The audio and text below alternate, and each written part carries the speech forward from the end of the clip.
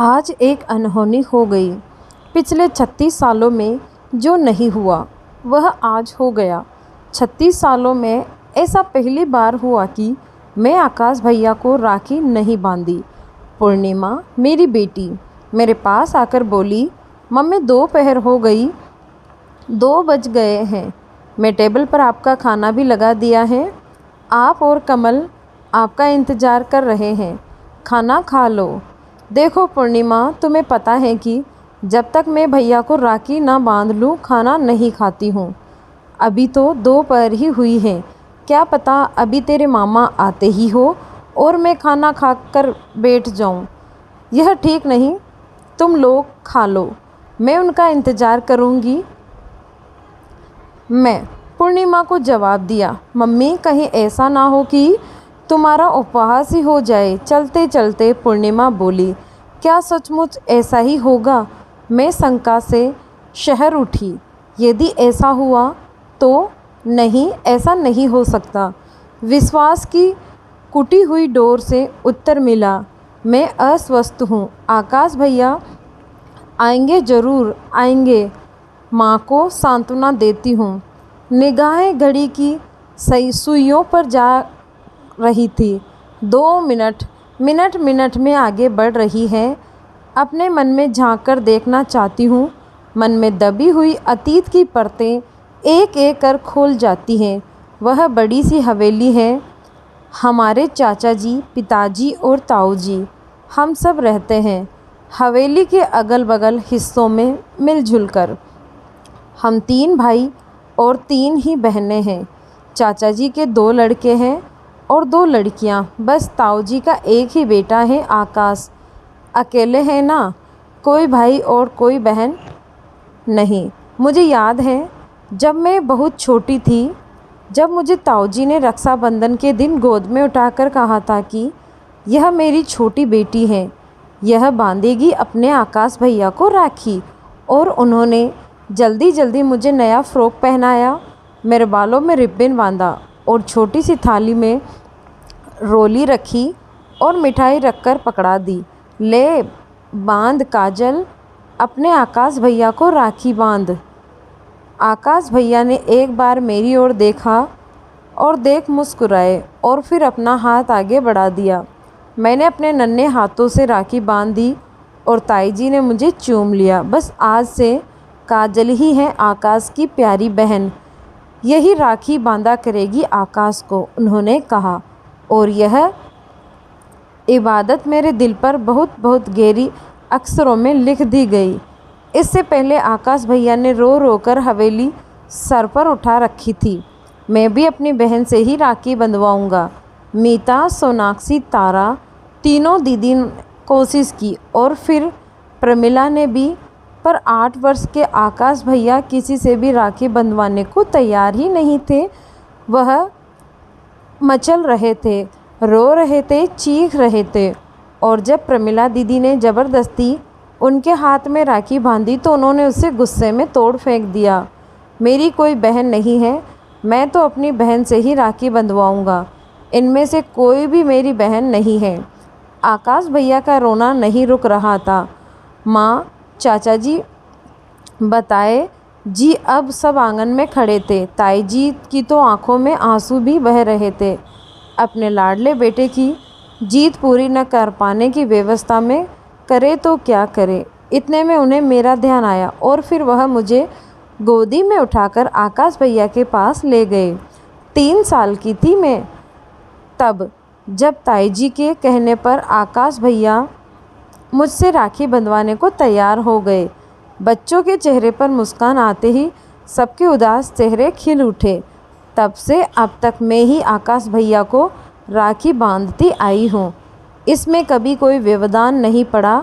यूँ तो अवसर बहुत आए थे। हमारा मध्यम वर्गीय परिवार था और फिर घर में 6 बच्चे। पिताजी की आय भी बहुत कम थी, इसीलिए बच्चों को अधिक नहीं पढ़ा सके। बड़ी बहनों की तो मैट्रिक करते ही शादी कर दी थी, पर मैं ज़रूर बीए कर पाई थी, वह भी जिद करके। जब मैं नहीं मानी तब पिताजी ने कहा, चलो पढ़ लेने दो आगे, आजकल के लड़के भी पढ़ी लिखी पत्नी चाहते हैं। यूँ तो कहिए ही अच्छा लड़का मिल जाने के लालच में ही उन्होंने अपनी बेटी को आगे पढ़ने की आज्ञा दे दी और फिर मुझे प्राइवेट परीक्षा देने के लिए फार्म भरवा दिया। मेरे दोनों भाई नौकरी करते थे और एक भाई किराने की दुकान चलाता। सबकी गृहस्थी ठीक ही चल रही थी। सब अपने अपने घर परिवार में सुखी थे। मैं पता नहीं क्यों उस दिन से ही ताऊजी की बेटे व आकाश भैया की बहन बनकर रह गई। सच पूछिए तो मुझे अपने भाई बहनों से इतना लगाव नहीं रहा जितना आकाश भैया से था और मैं अधिकतर ताईजी के पास ही रहती, वहीं खाती, वहीं से तैयार होकर स्कूल जाती।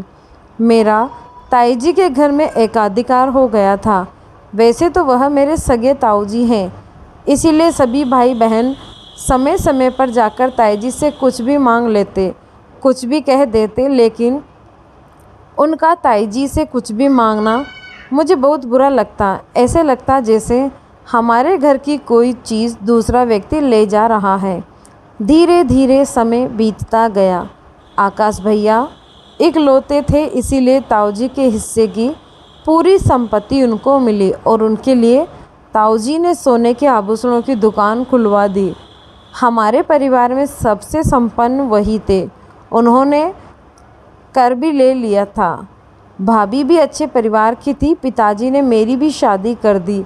पांचों भाई बहनों की शादी का खर्चा उठाते उठाते उनके हाथ बहुत तंग हो गए थे, इसीलिए मेरी शादी में उन्हें कर्ज भी लेना पड़ा था। ऐसे समय में ताईजी ने बहुत मदद की। वह मुझसे बहुत प्यार करती थी। एक सोने का सेट उन्होंने मेरी शादी में दिया। 10 बढ़िया बढ़िया साड़ियाँ दी। उनके लिए सोने का चेन और घड़ी का इंतज़ाम भी उन्होंने ही किया था। ताईजी ने हमेशा मुझे अपनी बेटी की तरह ही समझा, पर मेरी शादी के 4 साल बाद ही वह चल बसी। आकाश भैया का स्वभाव कुछ अलग किस्म का है। ना ज़्यादा किसी से मिलना जुलना और ना अधिक प्यार मोहब्बत। अब तक तो आगे बढ़कर ताईजी ही प्रेम करती आई थी और रिश्ते का निर्वाह भी उन्हीं के द्वारा हो रहा था। उनके बाद में भी इस रिश्ते का पूरा निर्वाह किया। जब भी राखी आई मैं ही दौड़कर मायके चली जाती और आकाश भैया को राखी बांधकर आती हैं।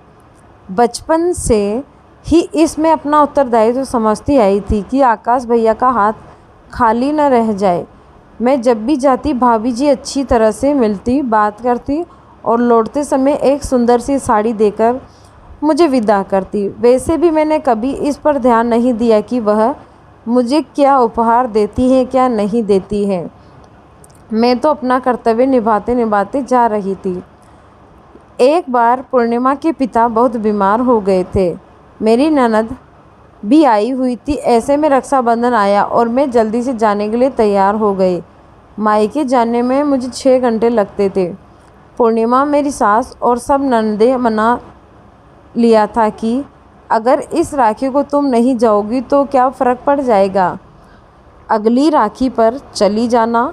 यदि इतना ही ज़रूरी है तो अपने आकाश भैया को फ़ोन कर दो, वह आ जाएंगे। पर मेरा मन नहीं माना। मना कर तो मेरे पास ही नहीं जाना, बस से ही करना पड़ता था।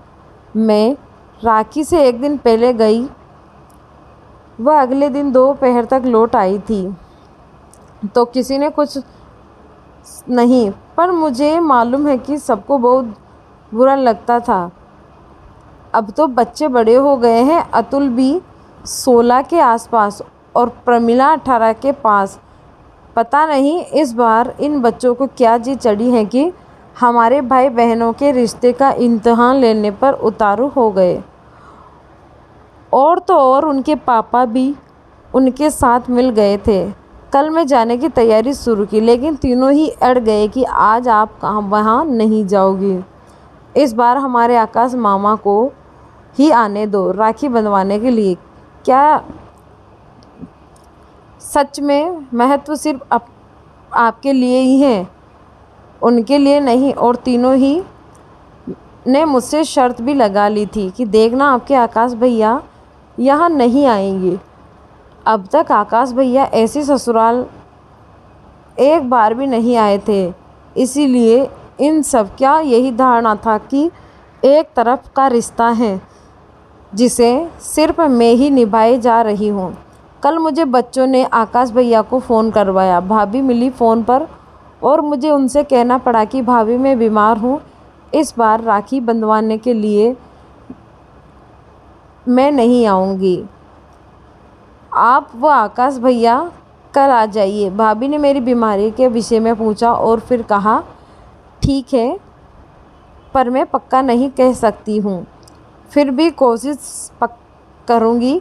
मेरा मन तो कह रहा था कि आकाश भैया ज़रूर आएंगे, पर सारा घर अड़ा हुआ था। उन्होंने तो यहाँ तक कह दिया था, तुम्हें बुरा लगता है इसीलिए मैंने आज तक कभी कुछ नहीं कहा, पर अब मुझे लगता है कि तुम क्यों नहीं कहा पर अब मुझे लगता है कि तुम क्यों अकेले रिश्तों का बोझ ढोगी चली आ रही हो। उतार फेंको इस बोझ को।